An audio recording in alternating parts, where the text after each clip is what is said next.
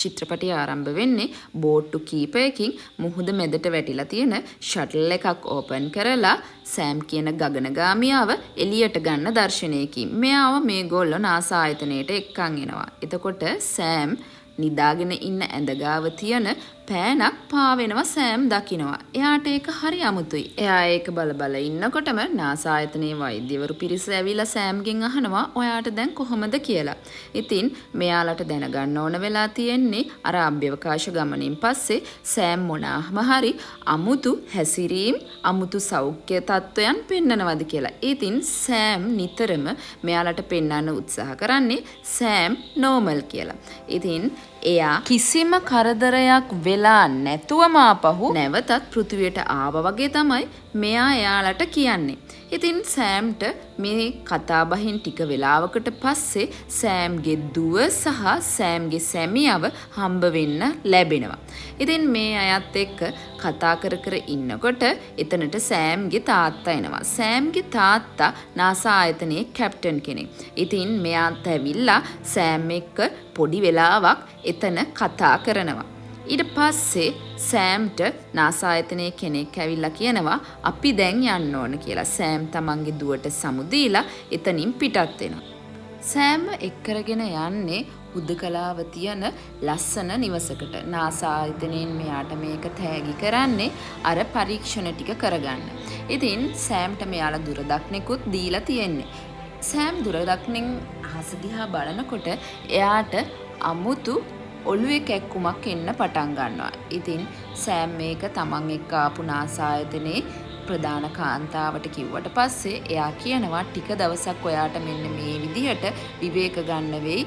ඒ වගේම ඔයාට මෙන්න මේ පරීක්ෂණවලට මුහුණ දෙන්න වෙයි කියලා. සෑම්ට මේක අමුතු නිසා එයා තමන්ගේ උණ පරීක්ෂා කරලා බලනවා. ඒ වගේම සෑම් දකිනවා තමන්ගේ අතේ අමුත්තක් තියෙනවා. සෑම් දවසක් කොහේ ඉන්නකොට එයාගේ අම්මා එයාට කෝල් එකක් ගන්නවා. මෙයාත් නාසා ආයතනයේ වැඩ කරන කෙනෙක්. ඉතින් එයාගේ අම්මා එයාට කියනවා මොන අමාරුව තිබුණත් ඒක වැඩිය නාසා ආයතනයේ අයට පෙන්වන්න එපා කියලා. එහෙම වුණොත් එයාලා කරගෙන යන පරීක්ෂණ ඔක්කොම නතර වෙයි කියලා. ඉතින් සෑමුත් මේක පිළි අරගෙන අම්මා කෝල් එක තියුවට පස්සේ පොඩි නිින්දකට වැටෙනවා. එයාට 아무තු සද්ද ඇහෙනවා. එයා කුසිය පැත්තට ගිහිල්ලා බලද්දි එයාගේ කුසියේ තියෙන බඩු ටික වැටිලා. ඉතින් සෑම් දුරදක්නේ එළිය බලනවා. එළිය බලනකොට සෑම් දකිනවා කවුරු හරි ඉන්නවා. ඉතින් සෑම් එහෙම බලලා එළියට ගිහින් බලනකොට කවුරුත් එයාගේ මිදුලේ පේන්නේ නැහැ. සෑම්ට ආපහු අර ඔළුව කැක්කුම හැදෙන්න ගන්නවා. එයාට එක විකාර දේවලුත් පේන්න ගන්නවා. ඊට පස්සේ දවසේ සෑම් උදේ ඇඳෙන් නැගිටින දර්ශනයකින් තමයි ඒ දර්ශනය ඉවර වෙන්නේ. සෑම් කෑම හදන ගමන් ඉන්නේ. එයාට ආපහු අර දේවල් පාවෙන එක පේන්න ගන්නවා. දැන් එයාට බිත්තරයක් පාවෙනවා පේනවා. ඊට පස්සේ මේ වෙලාවෙදිම අර නාසා ආයතනයේ පිරිස සෑම්ව පරීක්ෂා කරන්න එනවා. එයාලා මේව විවිධ පරීක්ෂණ වලට ලක් කරනවා. හැබැයි සෑම් තමන්ට වෙන මේ අමුතු දේවල්, එයා දකින දේවල්, ඒ මොකවත්ම මේ නාසා ආයතනයේ පිරිසට කියන්න යන්නේ නැහැ. ඊට පස්සේ දවසේ සෑම්ගේ සැමියා සෑම්ට කෝල් එකක් ගන්නවා. ඉතින් මෙයා සැමියාත් එක්ක කතා කර කර ඉන්න ගමන් කියනවා අපි ආපහු ආවම කොහේ හරි දුරක ඇවිදින්න යමුයි කියලා. සෑමුයි සැමියයි ලොකු සම්බන්ධතාවයක නෑ වගේ තමයි පේන්නේ. ඉතින් සෑම්ගේ සැමියා කියනවා ඇවිදින්න තරම් අපි අතර ලොකු දෙයක් නැහැනේ කියලා. ඉතින් මේ වෙලෙදි සෑම්ට සෑම්ගේ දුව මතක් වෙනවා. ඉතින් සෑම්ගේ සැමියාගෙන් අහනවා දුව කොයිද කියලා. ඒ වෙලෙම සෑම්ගේ දුවත් එතනට ඇවිල්ලා අම්මත් එක්ක කතා කරලා එයාට එයා ඇඳ පින්තූරෙකුත් පෙන්නලා එතනින් සමු දෙනවා. ඊට පස්සේ සෑම් පොඩ්ඩක් ඇවිදින්න කැලේ පැත්තට යනවා. යනකොට එයාට ආපහු අර ඔළුව කැක්කුම හැදිලා අර විකාර දේවල් පේන්න ගන්නවා. ඒ වෙලෙදිම සෑම් දකිනවා වයර් එකක් මේ කැලේ කොළ අස්සේ තියනවා කියලා. ඒ වයර් එක කනෙක්ට් කරලා තියෙන්නේ කැමරාවකට. සෑම්ට තේරෙනවා සෑම්ගේ හැම දෙයක්ම නාසා ආයතනයේ පිරිස නිරීක්ෂණය කරන ගමනුයි ඉන්නේ කියලා. ඉතින් මෙයාට මේක හරි අමුතුයි. මෙයා කැලේ දිග්ගේම හොයාගෙන යනවා. ඊට පස්සේ දර්ශනයේ පෙන්වන්නේ සෑම් උදේ ඇඳෙන් නැගිටින දර්ශනයක්. මේ වෙද්දි සෑම්ගේ ඔළුවේ තුවාලත් වෙලා. සෑම් එක බල බල ඉන්නකොට නාසා ආයතනයේ කෙනෙක් එතනට ඇවිල්ලා සෑම්ගේ තාත්තා සෑම්ව හම්බ වෙන්න ඉන්නවා කියලා කියනවා. ඉතින් සෑමුත් ඊට පස්සේ අර දේ අමතක කරලා තාත්තව හම්බ වෙන්න යනවා.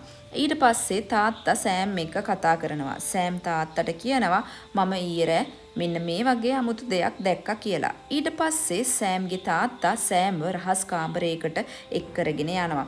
එතන පෙන්නන්නේ සෑම්ගේ ගෙදර වටේටම හයි කරලා තියෙන කැමරා.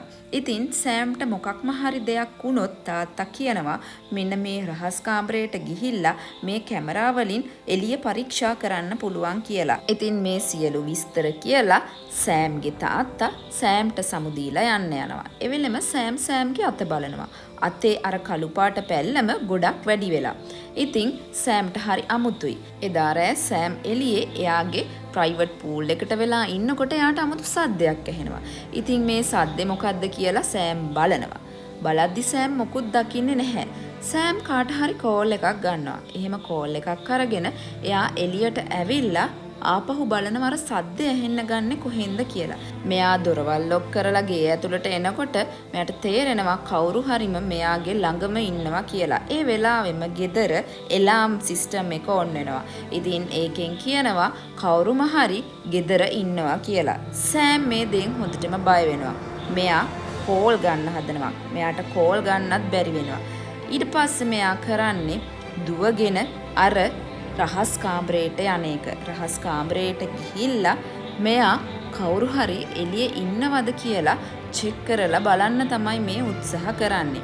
ඉතින් මෙයා එළිය බලනකොට මෙයාට තේරෙනවා කවුරුම හරි Taman දිහා බලාගෙන ඉන්නවා කියලා. ඉතින් මෙයා කැමරා වලින් බලනකොට මෙයා එක තැනක දකිනවා අමුතු කෙනෙක් ඒ තැන ඉන්නවා. ඊට පස්සේ දවසේ උදේ මෙයා ඇහැරෙන්නේ මේ කාමරේ ඉඳලා.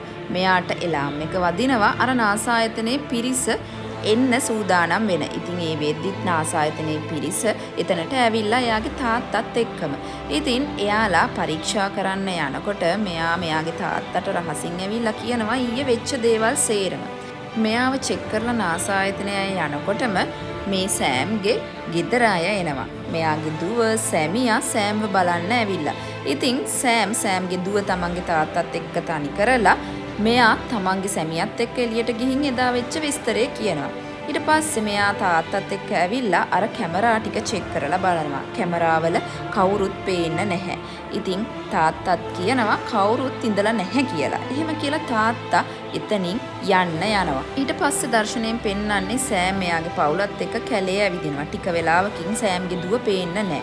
ටික වෙලාවකින් එයා යාගේ දෙමව්පියන්ට ඇවිල්ලා යාගේ අතේ ඉන්න කෘමියෙක් පෙන්නනවා. මේ වෙලාවෙදිම වගේ මේ ගෙදෙට්ට මී මැස්සෝ ඇටැක් කරන්න ගන්නවා. මෙයාලා ඉක්මනට ගේ ඇතුළට ඇවිල්ලා දොර වහනවා. ඊට පස්සේ සෑම් නාසා ආයතනයේ පිරිස දැනුවත් කරලා මේ මී මැස්සොන්ව එලවන්න ගන්නවා. ඊට පස්සේ නාසා ආයතනයේ පිරිස ගියාට පස්සේ සෑම්ගේ කකුලට වෙච්ච දේවල් බලනවා. සෑම්ගේ කකුල ගොඩාක්ම ඩැමේජ් වෙලා. ඊට පස්සේ මෙහිම වෙන්න හේතුව සෑම් චෙක් කරලා බලද්දි සෑම්ට තේරෙනවා පිටසක්වල ජීවින් කාව හරිම පැහැරගෙන යන්න හදනකොට මෙන්න මේ වගේ දේවල් ඒ අවට සිද්ධ වෙනවා කියලා. ඉතින් මෙයා කලබල වෙලා මෙයාගේ සැමියාට කෝල් කරලා ඉක්මනට ආපහු ගෙදරට එන්න කියනවා. මේ වෙද්දිත් සැමියා යාගේ දුවයි මෙයාව බලලා ආපහු පිටත් වෙලා යන ගමන් තමයි ඉන්නේ. ඉතින් සෑම් කලබලෙන්ම සැමියාට සේරම විස්තර ටික කියලා එයා අර රහස් කාමරයට දුවගෙන යනවා. රහස් කාමරයට දුවගෙන යනකොට මෙයාට අතේ පේන් එකකුත් එනවා. මෙයා කොහොම හරි අර රහස් කාමරයට දුවගෙන ගිහිල්ලා එළියේ සිද්ධ වෙන දේවල් බලන්න තමයි උත්සාහ කරන්නේ. ඒ වගේම මෙයාට දැනගන්න ඕන තමන් අවට කොච්චර පිරිසක් ඉන්නවද කියලා. ඒ වෙද්දිම මෙයාට තේරෙනවා දෙතුන් දෙනෙක් මේ අවට ඉන්නවා. ඒ වගේම පිටසක්වල ජීවියෙක් එයාගේ ගේ ඇතුළටම ඇවිල්ලා ඉන්නේ කියලා. ඉතින් සෑම් මේ දේවල් සේරම පරීක්ෂා කරලා ආපහු ගේ ඇතුළට යන්නේ යම් ගෑස් එකක් වගේ දෙයක් ඔන් කරලා. ඉතින් මෙයා මේ විදිහට කුසියට යනවා. කුසියට ගිහිල්ලා මෙයා තැනක හැංගෙනවා. මෙයා දකිනවා පිටසක්වල ජීවියෙක් දිගටම තමන්ව හොයාගෙන ළඟට එනවා කියලා. ඉතින් මෙයාට බේරෙන්න වෙන විදිහක් ඇත්තෙම නැහැ. මෙයා ගේ හැමතැනම දුවන්න ගන්නවා. එහෙම දුවලා ගිහිල්ලා මෙයා ඉක්මනට යන්නේ බාත්රූම් එකට. එයා බලනවා එයාගේ අතට වෙලා තියෙන දේ. එයාගේ අතත් අර පිටසක්වල ජීවින් වගේ දිලිසෙන්න පටන් අරන්. මෙයා දකිනවා බාත්රූම් එකේ පොඩි කවුලුවක් තියෙනවා. මෙයා ඒ කවුලුවෙන් පැන ගන්නකොටම මෙයාගේ හස්බන්ඩ් මෙයාගේ දුවත් එක්ක ඒ ගෙදරට එනවා. මේ වෙලාවේදී මෙයාගේ හස්බන්ඩ් ඒ ගෙදර චෙක් කරන්න හදනකොට දුව ඉක්මනට එළියට දුවලා ගිහිල්ලා එළියේ තියෙන එක්තරා දෙයක් තමන්ගේ තාත්තට පෙන්නනවා. ඒ අමුතු එළියක්. මේ දේ තාත්තට පෙන්නද්දිම අනිත් පැත්තෙන් අපේ සෑම් ගේ ඇතුලේ කොටු වෙලා ඉන්නේ. මෙයා ඉක්මනට ගෙදරින් එළියට පැන ගන්නවා. ඒ කියන්නේ යාගේ ගෙවල් ගාව තියෙන කැලේට තමයි මෙයා පැන්න ගන්නෙ. ඉතින් පැනගෙන මෙයා දුවනකොට අනිත් පැත්තෙන් නාසායතනයේ පිරිසත් එක්ක මෙයාගේ තාත්තා එනවා එයාලගේ ගෙදරට. මේ වෙද්දි සෑම් කැලේ දුවලා එක තැනක වැටිලා ඉන්නේ. එයා එතන වැටිලා කෙනෙක්ගෙන් උදව් ඉල්ලනවා. එතන ඉන්න පිටසක්වල ජීවිය. එයා අහනවා ඔයාට මාව තේරුම් ගන්න පුළුවන්ද කියලා. ඉතින් එයා කියනවා අපිට ඔයාව ගොඩක් මතක් වෙනවා. සෑම් මේ ජීවියා දිහා පුදුමෙන් බලනකොට මේ ජීවියා ඔයාට මතකද කියලා අහලා සෑම්ගේ නළලට නළල තියලා දෙයක් එයාට මතක් කරන්න උත්සාහ කරනවා. එතන සිද්ධ වෙන්නේ දැනට අවුරුදු කීපයකට කලින් සිද්ධ වෙච්ච සිද්ධියක්. ඒ කියන්නේ සෑම්ගේ දැන් තාත්තා නාසයිකේ කැප්ටන් සහ පිරිස මේ පිටසක්වල ජීවීන්ව හිර කරගෙන ඉන්න තැනකින් පිටසක්වල ජීවීන් නැවත පැනලා යනකොට එයාලට සෑම්ව අමතක වෙනවා. ඒ කියන්නේ සෑම් කියන්නේ පොඩි කාලේ ඉඳන් පිටසක්වල ජීවියෙක්. ඉතින් ඒ අවස්ථාවේදී සෑම්ව අමතක වෙලා පිටසක්වල එයාලා ගියාට එයාලා සෑම්ව දිගටම හොයලා තියෙනවා. මේ සෑම්ගේ දැන් තාත්තා නාසයිකේ තාත්තා තමයි සෑම්ව හදාගෙන තියෙන්නේ. ඉතින් සෑම්ගේ තාත්තත් එතනට ඇවිල්ලා ඒ විස්තරේ කියනවා. ඔයා පිටසක්වල ජීවියෙක්. මම ඔයාව මිෂන් එකකදී අරගෙන ආවා. ඊට පස්සේ මම ඔයාව මගේ ළමෙක් වගේ හැදුවේ මේ සේරමලා ආපහු එකතු කරගන්න. ඒ කියන්නේ පිටසක්වල ජීවීන් නැවත පෘථුවියට ගෙන්න ගන්න. ඉතින් මේක අහද්දි සෑම්ට ගොඩාක් දුක හිතෙනවා. මේ වෙච්ච දේවල් සේරම අහන් හිටපු සෑම්ගේ සැමියා සහ සෑම්ගේ දුව එයාට ආපහු තමන්ගේ ලෝකෙට යන්න උදව් කරනවා. ඉතින් අවසානයේ වෙද්දි සෑම් සම්පූර්ණයෙන්ම පිටසක්වල ජීවියෙක් බවට පරිවර්තනය වෙලා ඉවරයි. එයා එයාලගේ ලෝකයේත් එක්ක සතුටින් තමන්ගේ ලෝකෙට යනවා. ඉතින් දිගටම මේ වගේ ලස්සන මූවීස් බලන්න ඔයාලා කැමති නම් අපේ channel එකත් එක්ක එකතු වෙන්න. subscribe කරලා තියාගන්න. මේ වගේ ලස්සන මූවීස් අපි හැමදාම ඔයාලට අරගෙන එනවා.